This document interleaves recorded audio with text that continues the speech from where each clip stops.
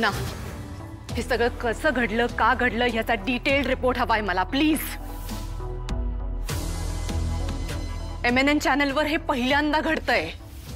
आपल्याकडे प्रूफ नसल्यामुळे आपल्याला न्यूज काढावी लागते and it's shameful for all of us. Mona, do you understand that?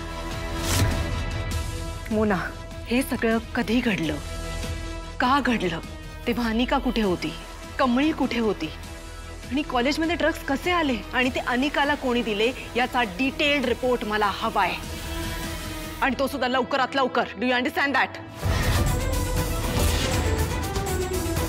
आणि मोना, यापुढे मला हा हलगर्जीपणा नकोय. ओके?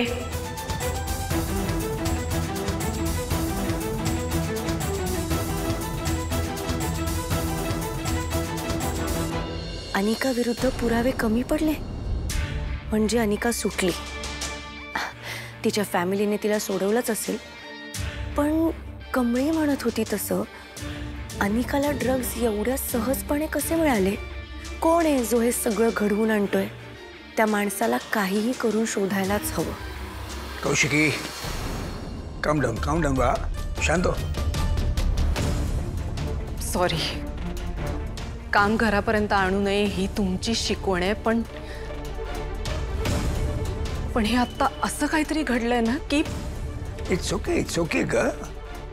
ही काय पहिलीच वेळ आहे का तुझी या अशा कॉम्प्लिकेटेड सिच्युएशनची डील करण्याची?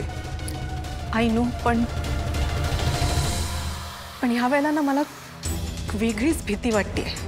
दया काका, हे सगळं किती भयानक आहे. कॉलेजमध्ये ड्रग्स. होईल सगळं व्यवस्थित होईल.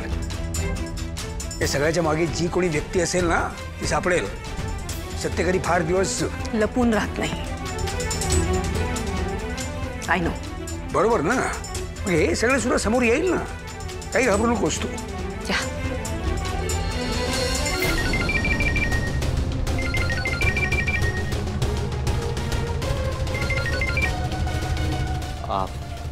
हॅलो.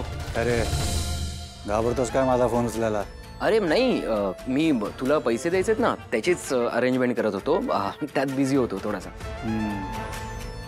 मला वाटलं मी तुझ्या घरात ना बाहेर काय पडलो, तू माझे पैसे द्यायचं विसरलास की काय?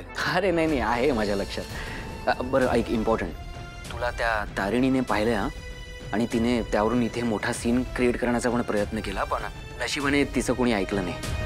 पण तू जरा जपून, कारण तुझी खरी ओळख जर तिला कळली ना तर त्याची काळजी तू नको करू. ती माझं काही वाकडं करू शकणार नाही. तू तुझा विचार कर की तुझा काय होईल. माझं काय? माझं कशाला काय? तू मला काही करणार नाहीस गुलाब. मी तुझे सगळे पैसे देणार आहे. गप्रे, झाली का तुझी टेप चालू? परत पैसे देतो. तू माझे 50 लाख कधीच देणार नाही हे चांगलं लक्षात आलंय आता माझ्या. त्या खांडेकरांच्या श्रीमंतीचा तुला काहीच उपयोग नाही. त्यातला 1 रुपया सुद्धा तुझ्या हाती लागणार नाही.